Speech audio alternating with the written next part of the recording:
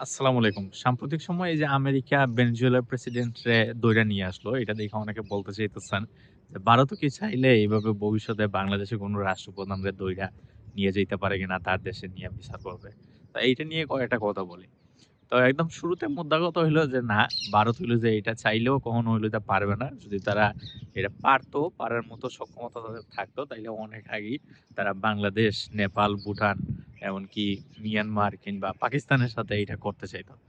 ১ম কথা হলো যে বর্তমানে বিশ্বে সুপার পাওয়ার যারা আছে, বেসিক্যালি জাতিসংঘে যাদের ভেটো পাওয়ার আছে ৫ টা রাষ্ট্র। আ আমেরিকা, আ রাশিয়া, চীন, তারপরে ফ্রান্স এবং হলো যে ইংল্যান্ড। তারা চাইলে তারা হলো যে সুপার পাওয়ার, তাদের ভেটো দেওয়ার ক্ষমতা আছে। তারা যদি কোনো বিষয় না করে, তাহলে জাতিসংঘ এই বিষয়ে আ আর ফার্দার কোনো কথা বলে না। সো আমেরিকা যেটা পারবে, এটা ভারত হইলে যে কখনোই পারবে না। ১ম কথা। ২য় মুদ্রা কথা হইল যে, ভারত আসলে আঞ্চলিকভাবে এতটাও শক্তিশালী না, যতটা আম আমরা মনে করি। কারণ হইল ভারত কিন্তু শুধু বাংলাদেশের বর্ডারেই হইলো যে বাংলাদেশের সাথেই বেটাগিরি বা দাদাগিরি করতে পারে। কিন্তু পাশে যে চীন আছে, চীনের সাথে তারা সবসময় লাত্তি-গুতা খায়। তারপরে আ যে পাকিস্তান আছে, পাকিস্তানের সাথে কখনোই তারা মানে ওইভাবে বলার মতো কোনো বিজয় অর্জন করতে পারে নাই। একটা মাত্র বিজয় তারা অর্জন করছে পাকিস্তানের সাথে এই পর্যন্ত ভারত-পাকিস্তান ৫ বার যুদ্ধ হইছে খুব সম্ভবত। তো এর মধ্যে একবারই তারা জয়লাভ করছে। এটা হলো যে ১৯৭১ সালে বাংলাদেশ, ভারতের বাংলাদেশের মুক্তিবাহিনী এবং ভারতের যৌথ কমান্ড মিলা যে যুদ্ধটা হইছে, ওই জায়গায় শুধুমাত্র তারা বিজয় অর্জন করছে। এছাড়া আর কোন জায়গায় না। কারগিলে তো সেই ১৯০০ কত ৬২ না ৬৬ সালে মানে ভয়াবহ ক্ষতির সম্মুখীন হইছে তারা। সো যাই হোক, আ মানে ভারত এইটা হইলো যে পারবে না, এটা করার সক্ষমতা তাদের নাই। আচ্ছা। ৩ নাম্বার কথা হইলো ভারত যদিও এই ধরনের কোনো পদক্ষেপ নেয়, তাইলে মানে ভারতের অবস্থা কি হবে? আ আ এই ধরনের অবস্থা নিলে ১ম কথা হইলো যে ভারত যদি এই ধরনের একটা অবস্থা নেয়, যেভাবে আমেরিকা নিছে, আমেরিকার পাশে উম দেশ ভেনেজুয়েলা তাদের আম বিভিন্ন কথাবার্তা বইলা নিছে। বেসিক্যালি তাদের যে তেল সম্পদ আছে, তেলের যে রিজার্ভ আছে, এইটা হইলো যে তারা কুক্ষিগত করতে চায় বা তারা চায় যে তাদের পার্শ্ববর্তী রাষ্ট্র যারা আছে তাদের কথা মাইনা চলবে। তারা কেন রাশিয়া বা চীন এদের সাথে কেন বন্ধুত্ব করবে? বন্ধুত্ব শুধু আমার সাথেই করবে, আর কারো সাথে করতে পারবে না। সো এইটা হইলো যা কথা। তো ভারতও বেসিক্যালি এই ধরনের একটা নীতি তাদের হইলো যে আছে। এটা হলো যে নেহরু ডক্ট্রিন। আর আমেরিকা যেটা মাইনা এই যে ভেনেজুয়েলা যে ডক্ট্রিন এ এই কাজটা করলো এটারে বলে মন্ট্রিল ডক্ট্রিন।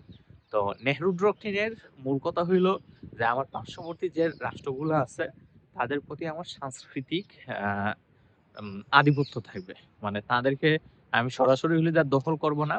বর্ডার মানে দখল কইরা তাদেরকে মাইরা ধইরা আমার আম রাষ্ট্রের অংশ বানাবো না। কিন্তু কৌশলে আমি এমন একটা ব্যবস্থা করব যাতে এরা বেসিক্যালি আমার অধীনেই থাকে।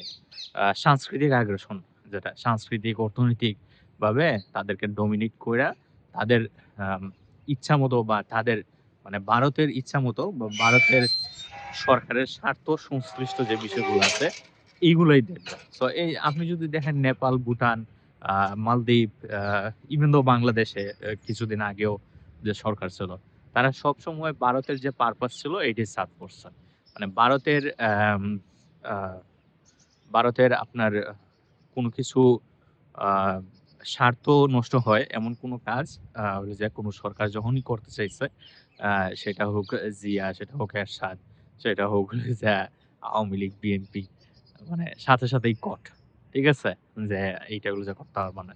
মানে এই যে বাংলাদেশের এই যে সাম্প্রতিক সময়ে ২০০০ কত ২৩ সালে না নির্বাচন হয়েছিল? ২৩ সালের নির্বাচনের আগে শেখ হাসিনা চাইছিল তিস্তা চুক্তি যেটা, তিস্তা প্রকল্প আম উত্তরবঙ্গের তিস্তা নদীতে। এইটা হলো যে ভারত চায়নাকে দিতে। কিন্তু নির্বাচনের আগেই সে যখন ইন্ডিয়াতে গেছে আ ভ্রমণে, ইন্ডিয়া ভিজিটে আসার পরেই বলছে যে, "না, এটা যদি ভারত করে তাইলে এটাই আমাদের জন্য বেস্ট হবে। সো ভারতই করবে।" তো মুদ্রা কথা হইল আচ ভারত তো আমি যেটা বলতে চাইতেছি, এইটার মুদ্রা কথা হইলো যে ভারত কখনো এইভাবে মানে সরাসরি আক্রমণ কইরা দখল কইরা নেয়ার নজির খুব একটা নাই। এক্সেপ্ট একটা আছে। এটা হলো যে হায়দ্রাবাদরে তারা দখল করছিল ১৯৪৭ এ দেশভাগের পরেই ২-১ বছরের মধ্যেই মনে হয়। ঠিক আছে? আ এছাড়া মানে তারা এই যে আ সিকিম দখল করল। আ ওইটাও মানে একটা গণতান্ত্রিক একটা লেবাসের মাধ্যমে তারা সিকিমরে স্বাধীন সিকিমরে নিজেদের অন্তর্ভুক্ত করে নিছে। কিংবা রিসেন্ট পাস্ট এ এই ধরনের কাহিনী কিন্তু নাই। যদি মানে তাদের সেই সক্ষমতা থাকতো, তাইলে তারা অনেক আগেই বাংলাদেশ বিশেষ করে বাংলাদেশ ১৯৭১ সালেই এটারে উম আ নিজেদের হস্তগত কইরা নিত। সো ও তখন যেহেতু পারে নাই, এত আ মানে একটা যুদ্ধে তারাও সমানভাবে জয়লাভ করছে। শরিক ছিল। তো শরিক থেকেও যেহেতু তারা পারে নাই, সো এখন পারবে এইটা আশা করা যায় না। ওকে। আর তারা যদি এটা করেও, করলে কি হবে যে তাদের আ পার্শ্ববর্তী যে আ পাকিস্তান আছে, পাকিস্তান বলবে যে, "আমি এক দেখাই আসো। তোমার কাশ্মীর নিয়ে নিলাম।" ওইদিকে চায়না বলবে যে, "তুমি যদি ওইদিকে বাংলাদেশ দখল করে নিতে পারো, তাহলে আমি এদিকে অরুণাচল, নাগাল্যান্ড দখল করে নিতে পারি।"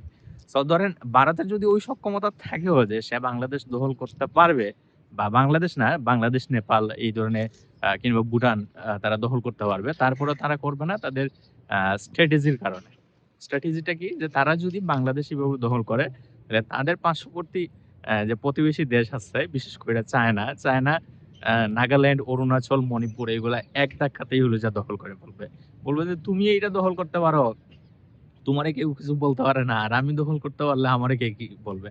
আচ্ছা আজকের দিনে আপনারা বলেন তো যে যদি মানে চায়না যদি পার্শ্ববর্তী একটা দেশের দখল করতে চায়। যেমন চায়না, হংকং, তারপরে থাইল্যান্ড, অ্যা উম তাইওয়ান, সরি আ তাইওয়ান এদেরকে যে মানে দখল করে রাখছে। মানে পৃথিবীতে কোন বাপের বেটা আছে যে বলবে যে, "না, তুমি হইলে যে হংকং রে ছাইড়া দাও। তুমি হইলে যে তাইওয়ান রে ছাইড়া দাও।" সো এইটা হলো যে বলার সক্ষমতা অন্য কোন দেশের নাই। সো বেসিক্যালি আপনার যদি ভারত যদি চায়ও যে এটা তারা হইলো যে করবে, আ তাইলে করার আগেও ১০ বার চিন্তা করবে। যে ভাই আমি যদি এদিকে ছাড়ি, তাহলে ভারত যদি চায়না যদি ওইদিকে ৩ টা দখল কইরা নেয়, তাইলে এইদিকে বাকি যে 7 সিস্টার্স আরো যে ৪ টা আছে, এরা নিজেরাই স্বাধীন হয়ে যাবে। আবার ওইদিকে খালিস্তান আছে, ওইদিকে আম খালিস্তান নিজেরা স্বাধীন হইতে চায়। তারপরে আম কি যেন? ভারতের ভিতরে আরো আ যে মাওবাদীরা আছে, সমাজতান্ত্রিকরা আছে, এরা উত্তরাখণ্ডে মানে মেইনল্যান্ড ভারতের ভিতরেই মাদ্রাজ, ঝাড়খন্ড এই জায়গায় তারা আলাদা স্বাধীন রাষ্ট্র করতে চায়। আবার ওইদিকে তো কাশ্মীরের ইস্যু তো আছেই। সো ভারতের নিজেদেরই হলো যে অনেক প্রবলেম আছে। এই প্রবলেম গুলা যেগুলা হলো যে আমেরিকার নাই। সো আমেরিকার এই অভিলাষটা আছে, এই অপরচুনিটিটা তারা নিতে পারে। যে ওকে ঠিক আছে আমার গড় ঠিক আছে। এবার আমি চাইলে বাইরের মানুষের সাথেও মুরব্বিরি করতে পারি। ওকে।